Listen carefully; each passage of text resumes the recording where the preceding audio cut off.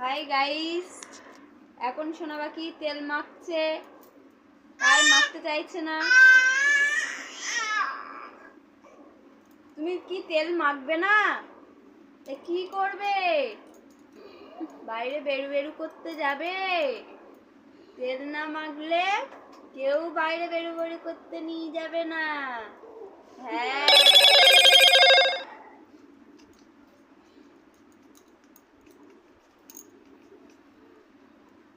তুমি সোনা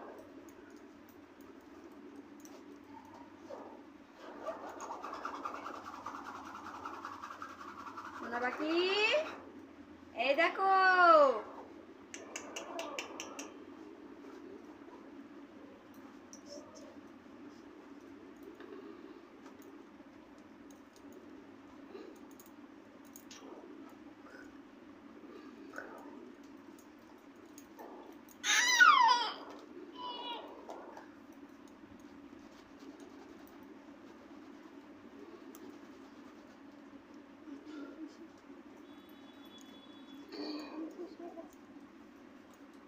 সোনা পাখির তেল মাখানো এখন শেষ হয়ে গেছে।